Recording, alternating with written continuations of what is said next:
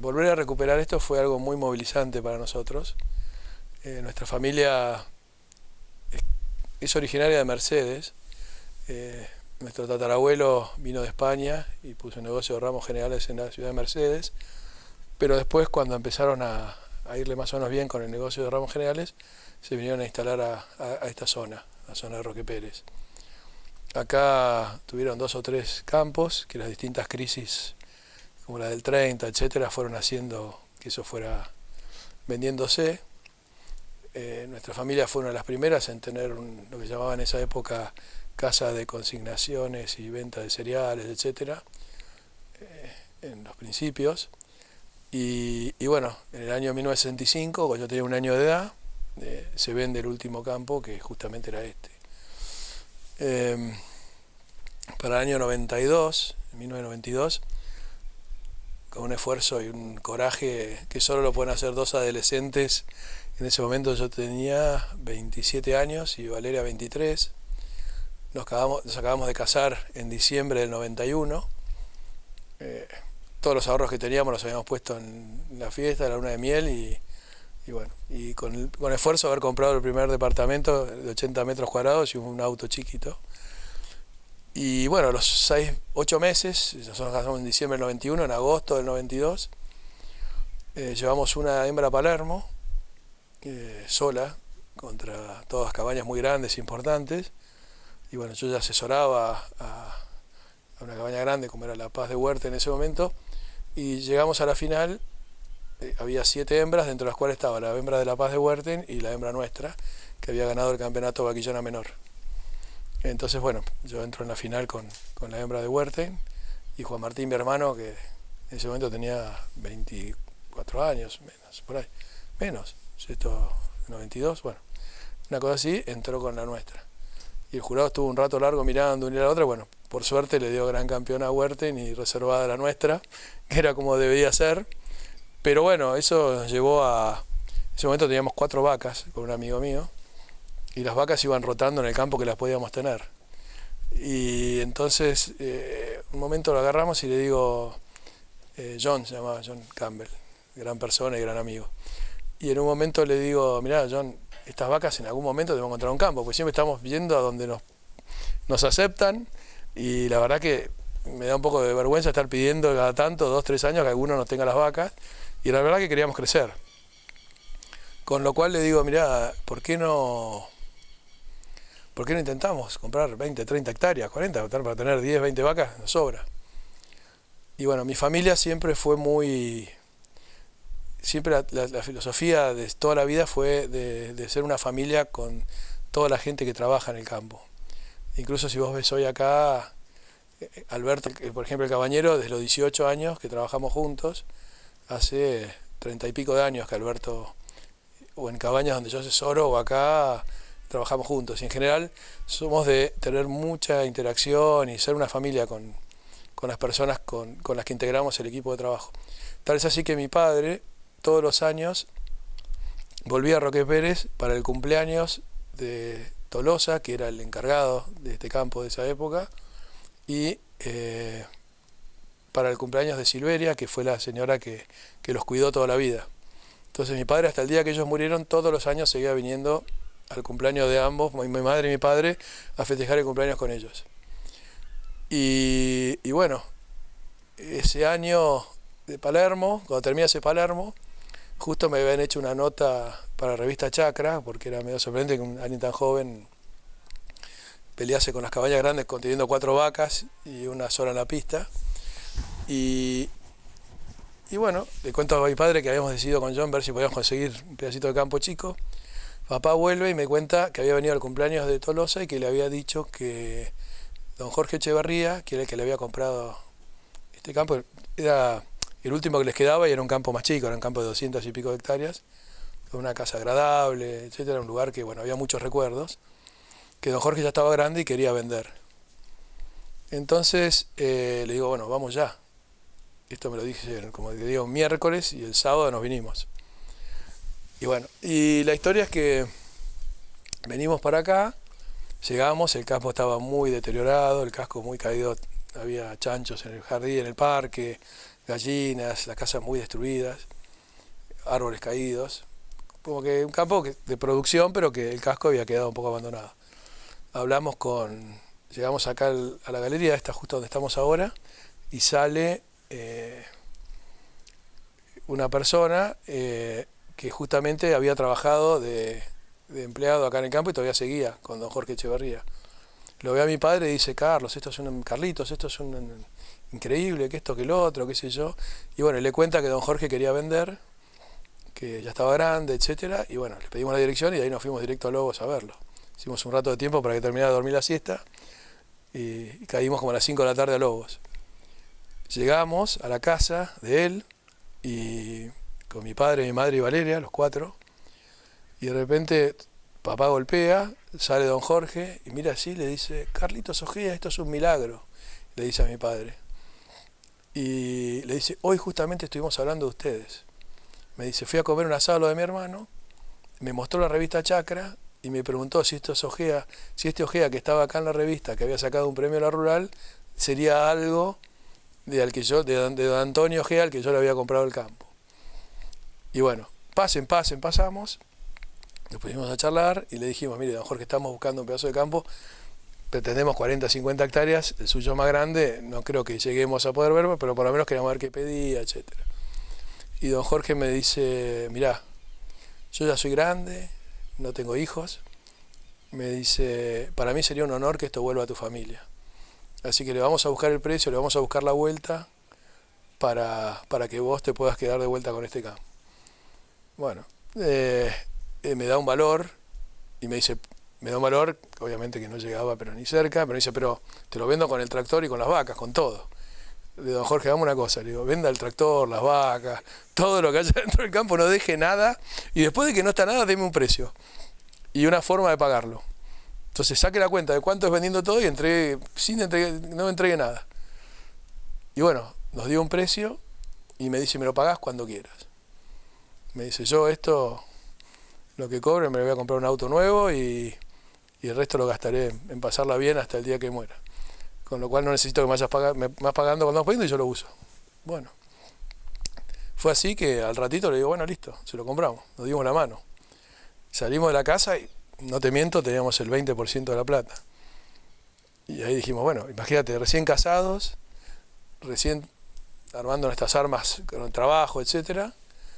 Pero bueno, con una ilusión enorme, el campo muy caído, el casco destruido, el campo estaba muy alquilado, viste, había que arreglar todo, pero dijimos: bueno, son esas cosas de adolescente, imprudencias o unas cosas que uno se tira a la pileta de adolescente que hoy lo mirás a años y decís: qué locura. ¿El 80% llegó con el laburo de ustedes o alguien también colaboró para acelerar el proceso de compra? Mira, lo compramos a medias con John, nos ayudó mucho Tony, el padre de él, obviamente pagando la mitad de ellos, y nuestra otra mitad nos ayudó un poco nuestro trabajo, que yo empecé a asesorar algunas cabañas, empecé a crecer. Yo en el 93 empecé a asesorar a Delfinagro y algunas cabañas más, entonces ya tenía más ingresos.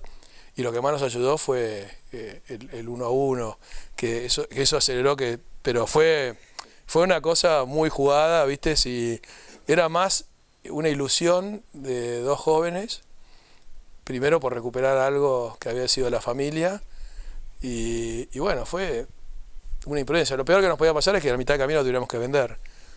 Pero bueno, no fue solo comprarlo, sino que después había que hacerlo de nuevo. O sea, los primeros años fue alquilarlo porque no podíamos hacer nada, arreglar la casa.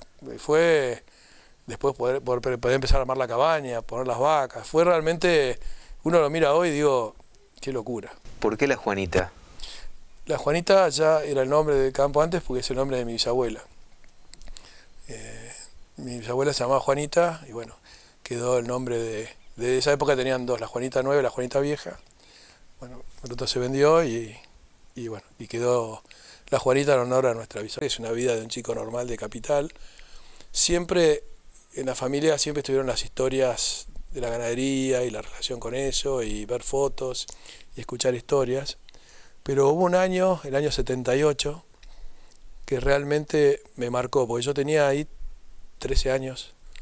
Voy una vez con mi abuelo a Palermo, a la rural, y yo sentía en ese galpón y con esas vacas, etcétera, algo algo que realmente me movilizaba. No me preguntes qué era, pero había algo ahí que me movilizaba, me gustaba, me sentía bien, de la nada, te digo, así de la nada. Y al año siguiente, a los 14 años, vuelvo a Palermo y voy a todos los stands de las asociaciones de Angus, de Hereford, etcétera, hasta de Orlando, me acuerdo, a levantar las revistas que entregaba en ese momento y me las comía. Todas las leía. Me acuerdo de ir muchas veces a la biblioteca de la Rural, a ver Pedigree, a ver revistas viejas.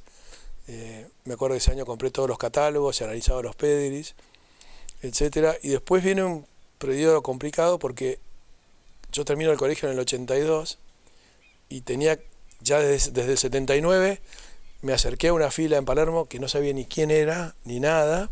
Había dos cabañeros tomando un mate ahí contra la soga y me la acerqué, y en el libro Pasión Ganadera yo justamente describo, para los que no son cabañeros, etcétera, lo que genera esa soga de distanciamiento, de distancia y animarse a pasarla, ¿no? Entonces... el pertenecer y no pertenecer, por ahí. Sí, el no saber qué es lo que hay ahí adentro y cómo se maneja y si se puede pasar, no se puede pasar y cuáles son los límites. Y entonces, por eso yo hoy en Palermo, siempre acordándome de eso, cualquier persona que se acerque, sea una persona que viene el fin de semana con sus hijos a ver eso, o algún estudiante, lo que sea, lo primero que hago cuando veo uno y puedo, me acerco y le levanto la soga y le digo, pasen por favor y miren.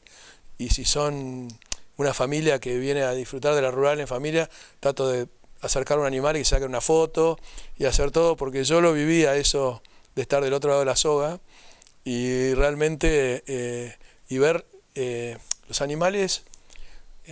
Por eso yo siempre fui un fanático del bienestar animal y bueno, y vos lo viste hoy en el campo, que te podías acercar a los animales y los animales muy tranquilos y porque creo que la ganadería es eso, o sea, quien se dedica y se apasiona con la ganadería tiene una relación con los animales muy especial, y eso se nota enseguida en un campo que vos vas, cuando ves que hay bienestar, la aplicación del bienestar animal bien vista, y vos te das cuenta que los animales son parte de tu familia. O sea, vos veías hoy que nos acercamos y prácticamente los tocábamos en el medio del campo, y bueno, y esa relación de la ganadería y los animales con la gente, en Argentina sobre todo, y los campos que tienen tanta tradición con la ganadería son muy fuertes. Entonces yo trato de incentivar a eso y que eso siga, como te voy a repetir, gente que no tiene nada que ver por ahí con la ganadería, con el campo, pero me parece que es importante que sientan. Yo creo que la ganadería argentina tiene que ser sentida por todos los argentinos como un patrimonio nacional. O sea, es algo, como una cuestión propia, ¿no? Claro, o sea, a uno le toca ser dueño, otro no, lo que sea, pero la ganadería es una gran embajadora de la Argentina en el mundo hoy. No solo por la carne, sino por la genética también. O sea, yo creo que hoy hay muchas personalidades que nos representan en el mundo, pero la ganadería desde hace muchos años creo que es una gran abanderada de nuestro país. La carne argentina es una marca, sin dudas, en todo el mundo. Te pregunto, vos eras un chico que estaba del otro lado de la soga, sin campo, sin vacas, pero con mucha pasión. ¿Quién te levantó a vos la soga para entrar de verdad a participar de esta pasión? Mirá, la primera vez la levanté solo. No yo solo, fue mi fuerza y esas cosas de juventud. Yo me acerqué a estos dos cabañeros y les dije en ese momento, me acerqué y les digo, mire, discúlpenme, ¿qué tal? Me recibieron muy bien. Te vuelvo a repetir, no sabía ni qué cabaña era, ni conocía a los dueños, no conocía nada. Solamente era una cabaña que estaba ahí. Y me acerqué y le dije, mire, a mí esto me gusta, me encantaría mucho poder venir a aprender, y yo me ofrezco a hacer cualquier cosa que ustedes me digan a cambio de aprender. Y se miran los dos, ¿viste? Como diciendo, ¿y este loco de dónde salió? ¿Viste? Y yo estaba con uniforme de colegio, con saco y corbata, ¿viste? Porque me había salido del colegio directo. Imagínate un chico de 14, 15 años que se acerca así de la nada, y me dijeron, bueno, sí, si querés venir mañana. Le digo, bien, yo todas las tardes después del colegio estoy para venir. Bueno, vení, me dijo, no hay problema. Me acuerdo que me sacaba el saco del colegio, la corbata, la metía en el cajón ahí de las vacas, me arremangaba la camisa y bueno, bañaba a los toros, hacía las camas, levantaba la bosta, llevaba a los animales al baño, cualquier cosa. Hice todos los trabajos de cero, los que te puedas imaginar. Y eso después, a la larga, yo lo recomiendo muchísimo porque te da mucho poder, después cuando vos tenés que trabajar, haber hecho todo, te da un conocimiento de los tiempos, de cuánto demanda cada cosa, cuánto esfuerzo, etcétera, que es muy importante el día que vos después tenés que manejar distintas cabañas, hablar con gente, trabajar con grupos, conocer los tiempos, conocer el esfuerzo que significa cada trabajo. Y eso me quedó muy grabado de chico. Yo hoy soy un tipo que te lo puede decir cualquiera. Tenemos un día de lluvia, está lloviendo y yo soy el primero que se moja. Jamás me vas a ver con un paraguas ni con nada. Es más, cuando me ha tocado ser jurado de Palermo o de cualquier exposición y me han tocado lluvias, pueden ver las fotos, jamás en la vida acepté un paraguas. ¿Quién fue el que te abrió la puerta grande, que te dio el primer laburo rentado en esto? Mirá, mis primeros trabajos fueron preparando animales en la rural de muy chico y con eso me compré las primeras vacas. Azarosamente en distintas cabañas. Sí, ya me conocían y sí, en principio, te voy a repetir, época de colegio, ¿no? Porque yo cuando termino el colegio viajo por primera vez a Estados Unidos. Pero previo a eso, hacía eso. Y en esa época, por ahí, mis primeros pesos me los hice preparando animales, pero más, yo encontraba animales en la rural que creía que estaban muy mal preparados y pero eran buenos. Entonces esperaba el remate, que habían sido cuartos, quintos premios, los compraba, los preparaba bien, los llevaba el otro año, por ahí salía alguno campeón de categoría, reserva de campeón, los volvía a vender, por ahí los vendía 4 o 5 veces más de lo que había comprado y con eso me compraba la otra. Y así fui haciendo eso. Y después, el primer paso en serio, bueno, yo me voy, Malcolm Dean, que era de la cabaña San Juan de Dean, que fue donde yo entré por primera vez, y él fue el primero que me hizo en contacto en Estados Unidos para ir allá. Y me fui a trabajar 3 meses en el verano. Yo había entrado a la UBA de agronomía, había terminado el colegio, y estuve enero, febrero y marzo trabajando en Montana, hasta 36 grados bajo cero, donde aprendí muchísimo. Y Malcolm fue el que me hizo el contacto para poder ir el primer año. Después, al otro año, cuando ya estaba en la UBA, en agronomía, hice un intercambio con Louisiana State University, que también fui a hacer un intercambio allá. Y eso me formó muchísimo. Y mientras en esas dos formaciones que tuve, una de mucho trabajo operativo en el campo ahí en Montana, más lo que aprendí en la Universidad de Louisiana, durante mi periodo en la Universidad de Louisiana, que estuve 3 meses, me puse a desarrollar en las noches, etcétera, un programa genético, donde adaptaba lo que había visto acá en Argentina, un libro que a mí me apasionó toda la vida, que es el libro de Jan Bonsma, todo lo que yo había aprendido con Bonsma, y todo lo que estaba aprendiendo en Estados Unidos sobre las pruebas de performance.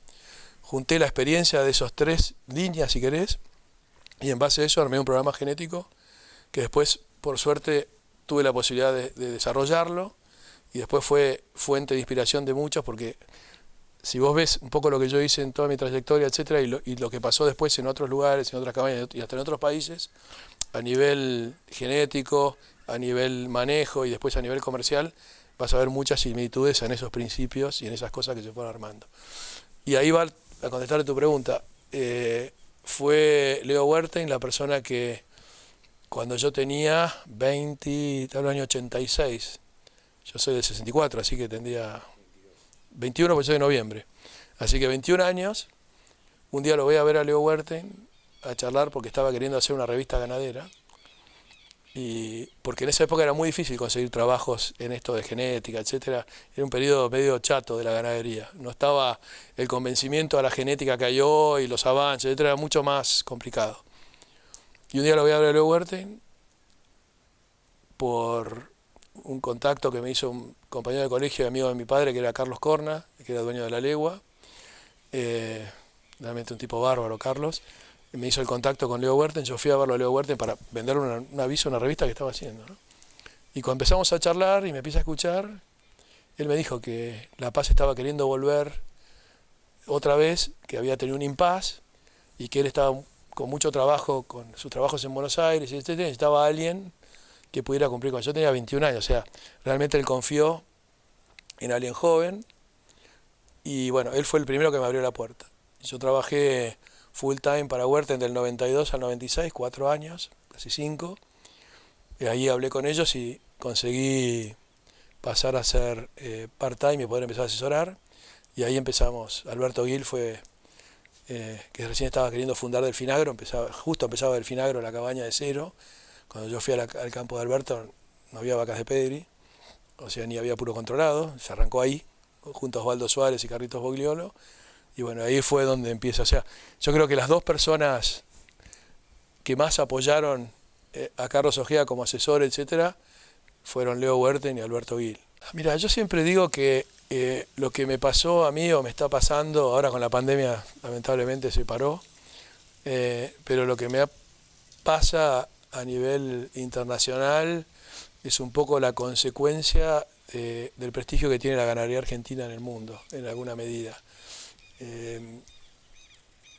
Y realmente, yo siempre cuento una anécdota. Sí, este año, la única exposición que fui a jurar fue una exposición importante en Colombia. Y me habían invitado en junio del año pasado a jurar una exposición muy grande en Estados Unidos, y no pude ir por un tema de no viajar a Estados Unidos durante la pandemia.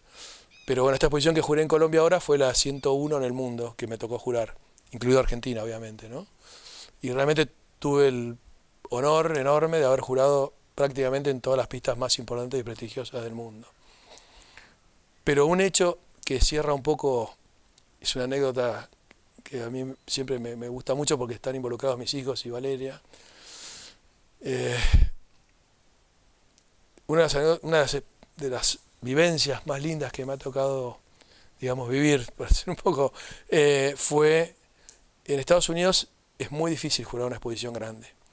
Para que te des una idea, cuando fuimos con los chicos a una exposición que ahora te voy a contar que me tocó, fuimos el día antes de la jura a Texas A&M. Texas A&M es una universidad gigantesca, creo que hay 65.000 personas ahí, tiene un estadio para 120.000 personas, es un monstruo.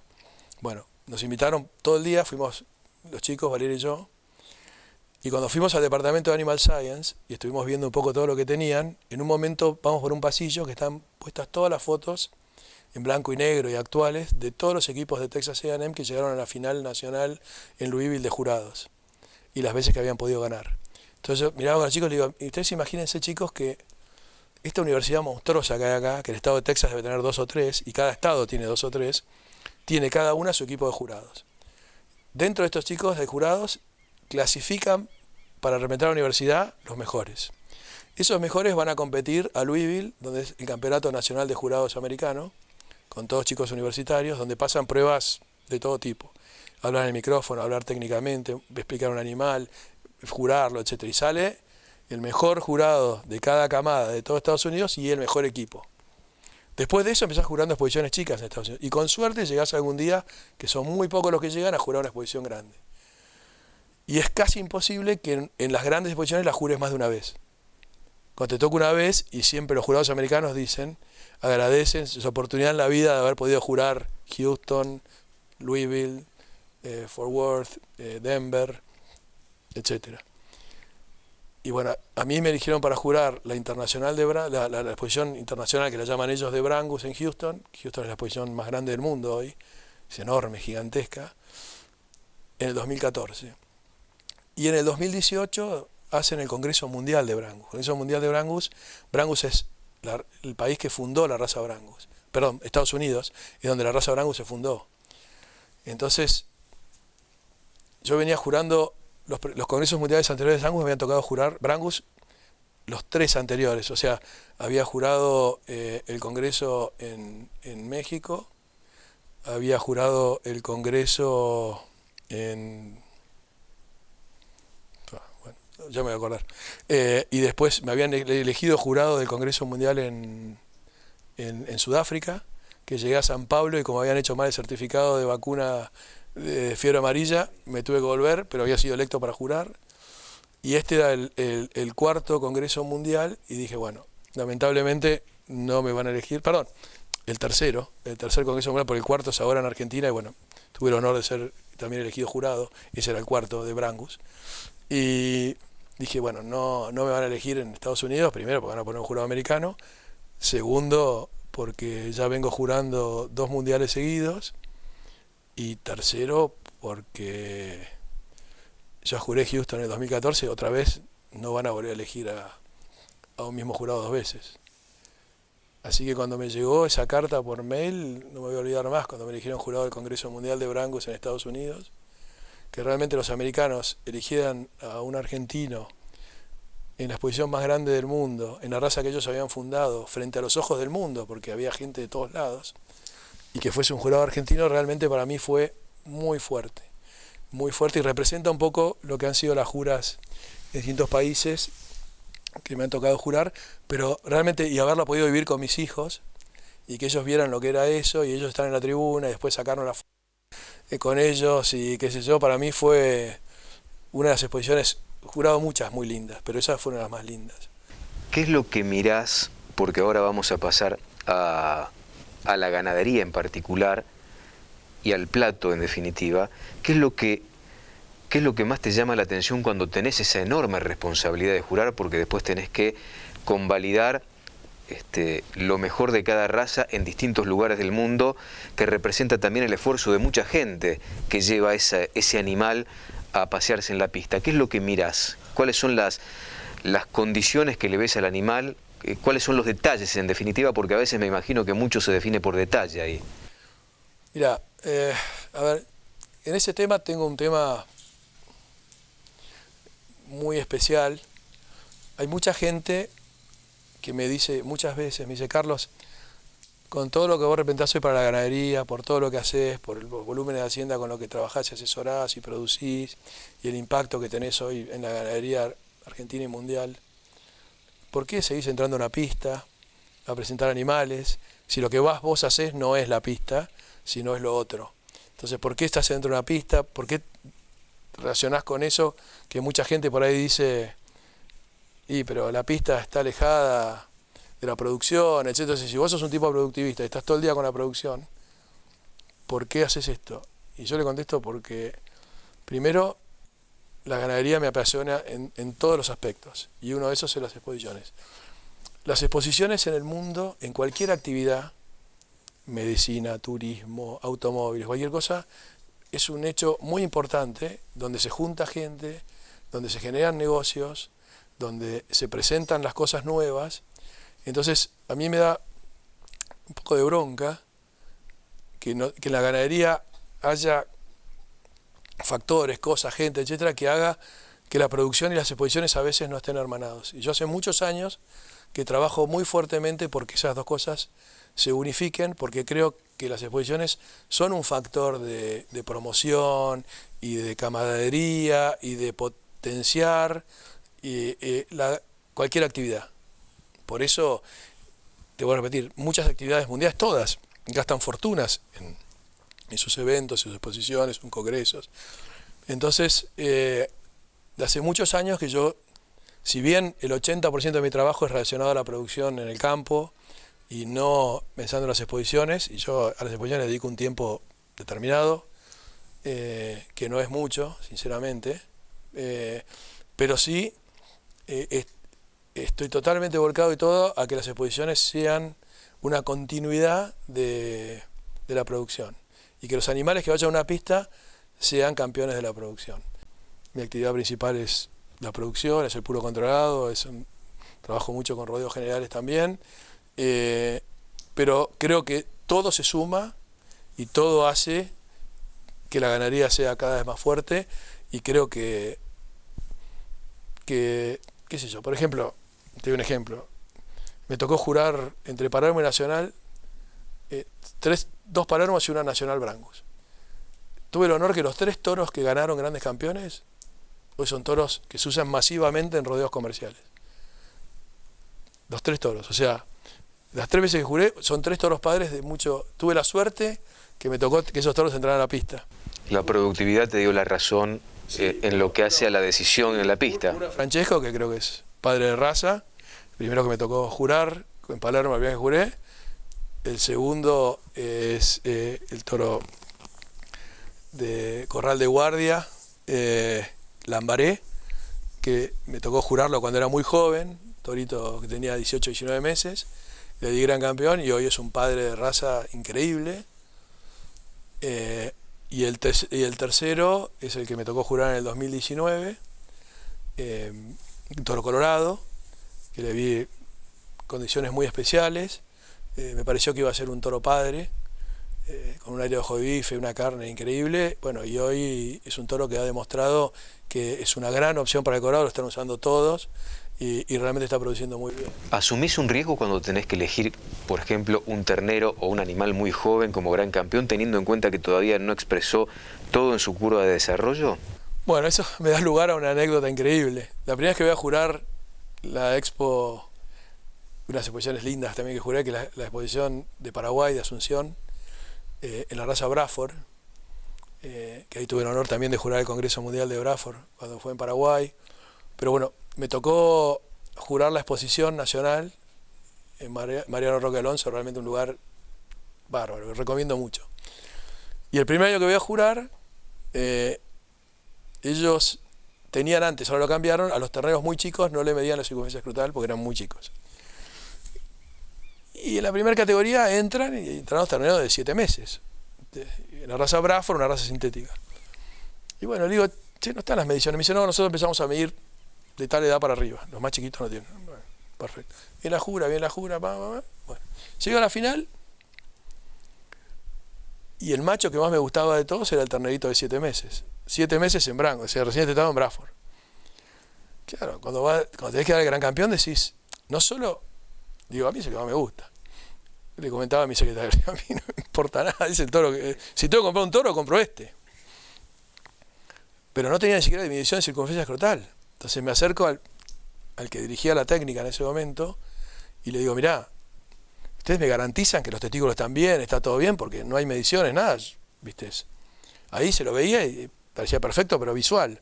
Me dice, vos tenés que jurar como que el toro pasó y está perfecto. Bueno, listo. Voy, agarro el micrófono y le digo, bueno, quienes ya me conocen saben que soy de los que creen que la historia no está hecha de cobardes, así que voy a elegir el que yo considero que si tuviese que usar un padre, es el toro que yo usaría. Me doy vuelta, agarro y le doy gran campeón al ternerito de 7 meses. Es una raza sintética, ¿no? Un poco complicado. Tal es así que la bandera que le pone arriba tocaba el piso, de los dos lados. Bueno, la anécdota es que el toro después vuelve, yo vuelvo a jurar en el 2010, eso fue, no me acuerdo el año, no quiero hablar porque después me confundo, pero 2 años después vuelvo a jurar. Salteo un año y vuelvo al otro año. Vuelve el toro más grande. Vuelve el toro como senior. Imponente, imbatible, pero imbatible. Es una cosa que ya cuando entró era, bueno, vuelve a salir gran campeón. El toro le habían puesto el nombre Cosworth. Va al remate, yo ya me había vuelto a Buenos Aires y al otro día me entero que el toro había sido récord nacional, el toro más caro de la historia de Paraguay para ese momento, y lo había comprado Los Talas, que es el centro de inseminación de una de las cabañas más tradicionales de Paraguay, muy respetados, gente de primera línea, y había sido récord histórico, y después se convirtió en un toro muy influyente en la raza en Paraguay. Mi trabajo, tanto con asesoro con lo propio, es diseñar genética, trabajar en genética, pero siempre pensando en el final de la cadena. O sea, uno tiene que imaginarse, para entender un poco qué es esto, qué es lo que yo hago, no solo en la Juanita, sino con toda la gente que asesoro, es una pirámide que tiene varios pisos. Y esos pisos van bajando, desde el toro que congela semen, la madre donante, después bajas al plantel de pedigree, el plantel puro controlado, el rodeo general, la invernada de los novillos, frigorífico, supermercado, carnicería, plato del consumidor. Bueno, los primeros 4 o 5 escalones, que son los de la genética, cada escalón de esos, cada gato por goteo que la genética va descendiendo, la genética va perdiendo un poquito de fuerza.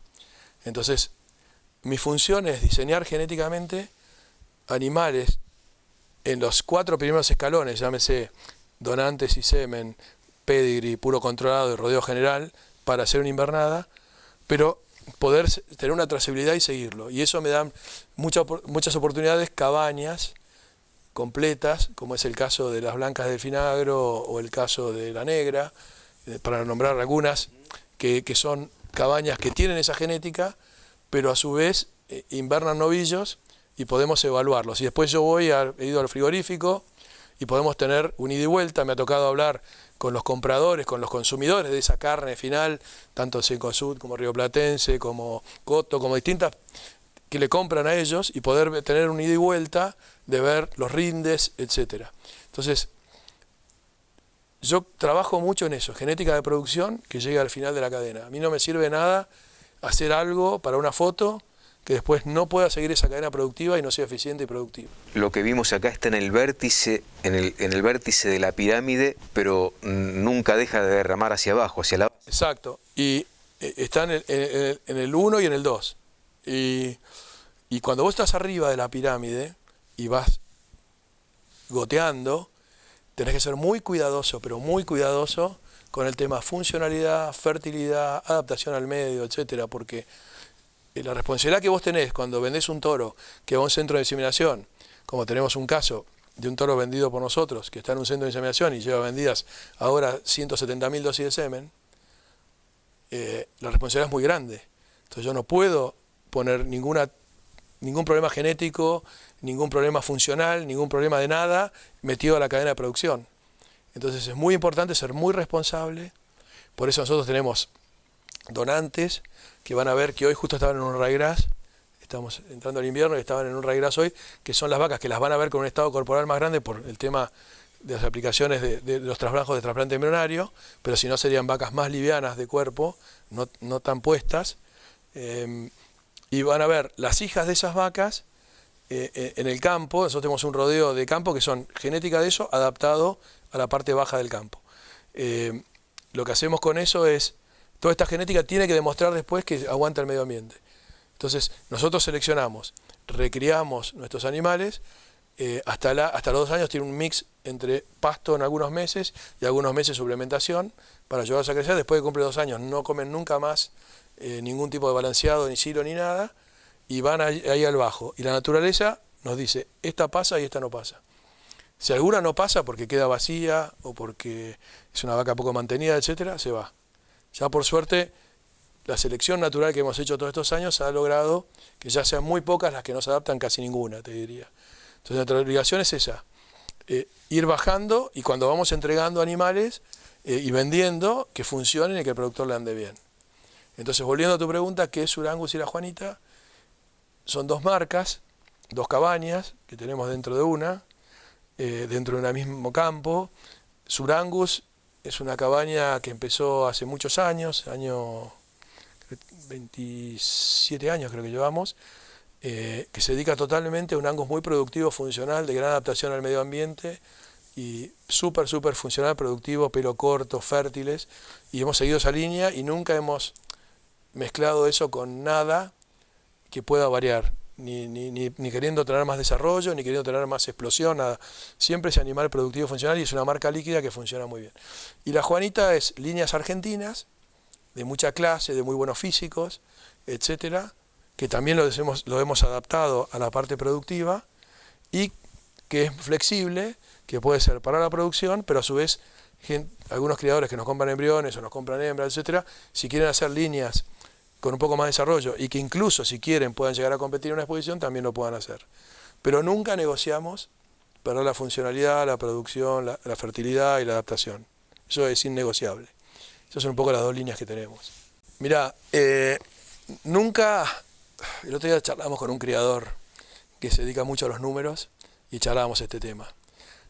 Hay 2 teorías. Una que dice, busco los números y cuando tengo los números después adapto el fenotipo. Y hay otros que dicen, tengo el fenotipo y ese fenotipo como consecuencia tiene que tener buenos números, ¿no? Entonces hay gente que quiere ir más rápido, va primero a los números y después viene el fenotipo atrás y cuesta muchísimo y es difícil. Y hay otros que dicen, bueno, va el fenotipo adelante y los números atrás que respaldan. Bueno, yo siempre fui a la teoría, a mí me tocó a ver cómo te lo puedo explicar, en época de animales muy grandes y, viste, de New Type, etcétera, yo empecé a trabajar Y a los 2, 3 años que empecé a trabajar y que vi eso, enseguida me di cuenta que algo no funcionaba. Entonces, tenía 21 años y para los 100 años de Palermo, la Asociación de Hereford hizo un concurso técnico periodístico, no me acuerdo cómo se llamaba, en el cual yo escribí una nota que se llamaba Tamaño de los toros padres, ¿por qué? Y justamente hablaba de esto, el equilibrio, el balance, buscar el punto medio. Y después escribí una nota 2 o 3 años después, o 4 años, cuando ya trabajaba con La Paz, en la revista Angus, que está en las notas, que se llamaba La clave está en el equilibrio. Y esa frase es la que yo uso siempre, y las conferencias que estoy dando en el mundo hoy, que por suerte voy a distintos lugares del mundo a darla, el título siempre fue La clave está en el equilibrio. Y es manejar ese equilibrio, ese balance que hace a la productividad. O sea, vos tenés que ser eficiente, producir bien carne, pero ese animal se tiene que adaptar al medio ambiente. Entonces, hoy en Argentina, que son los pocos países que pasa, hay una grieta, si podés llamarla, o la podemos llamar una pulseada ganadera, entre dos, llamémoslo, formas de querer criar o producir carne. Bueno, yo no estoy en ninguna de las dos, o sea, yo trato de ir por el medio, por eso, porque creo el equilibrio y creo el balance. Y, viste, escucho muchas veces y veo ese tironeo, que unos dicen que esto es lo que hay que hacer y que son los dueños de la verdad y el otro no entiende nada, y los del otro lado que creen otra cosa. Bueno, entonces entre la cría en zonas difíciles, la cría en zonas intermedias, y la recría, la invernada y el feedlot y la exportación, hay un tironeo.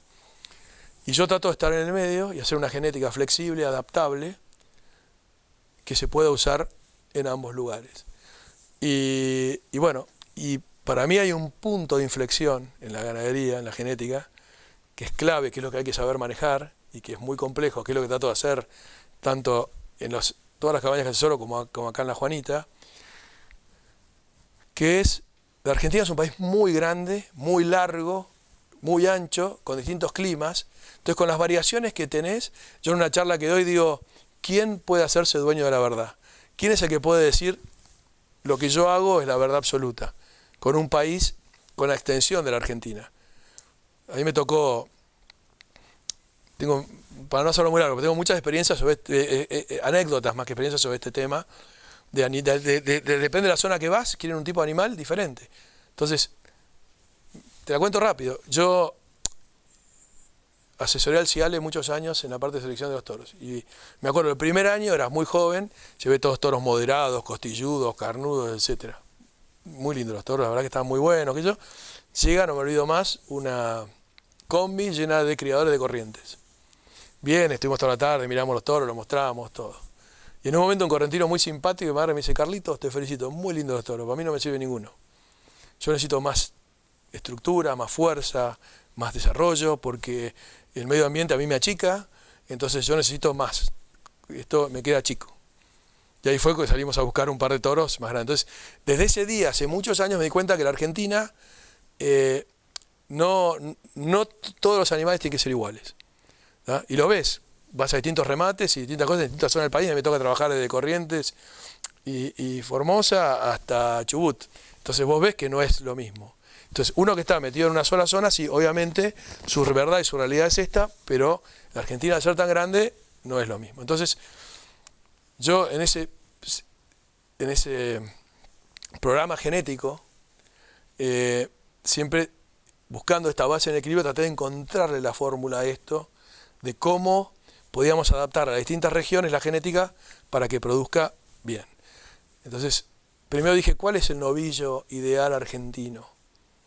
Y para mí es un novillo que tenga la capacidad de llegar a 420, 440, 450, pero con genética que se pueda engordar y terminar entre los 15 y 18 meses de edad, que no llega a los 2 años, ni hablar a los 3, pero a los 2.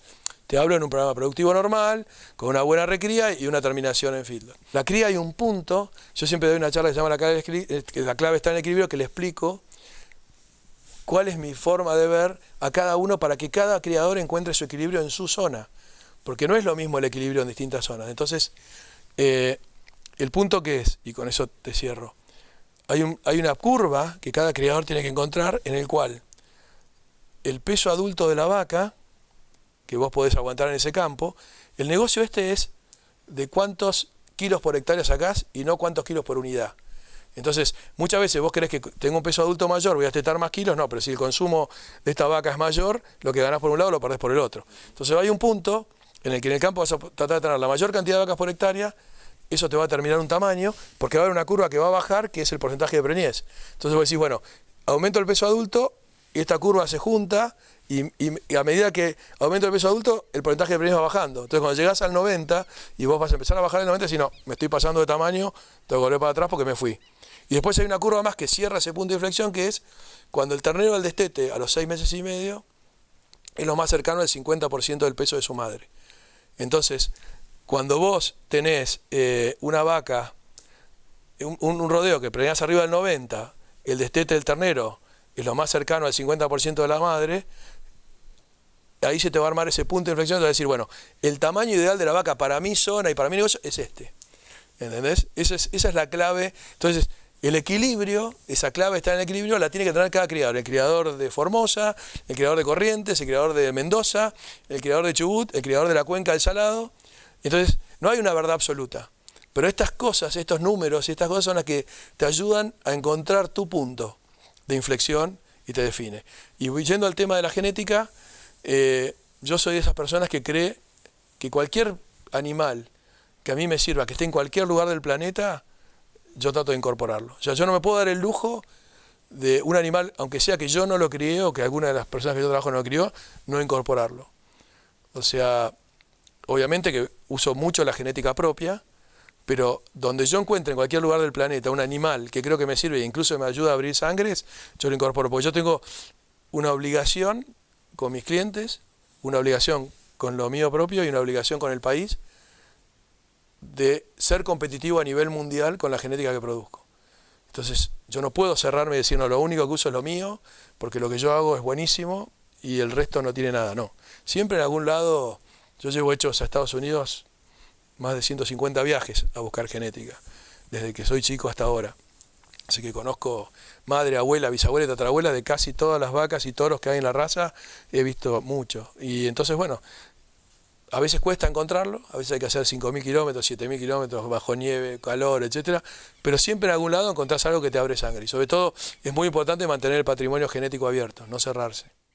Todo lo que estás viendo hoy, Silvio, es el resultado de la interacción y el trabajo de un gran grupo humano, un equipo de trabajo realmente muy eficiente, muy profesional, muy comprometido.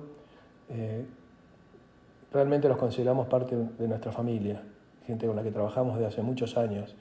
En el campo, Alberto Cruz, pensaba que hace ya prácticamente 30 años que trabajamos juntos, y el gran equipo que trabaja junto a él, integrado por Nicolás Huergo, Sebastián Banega, Ernesto Montenegro, Manolo Romero y Silvina, que se integró este año.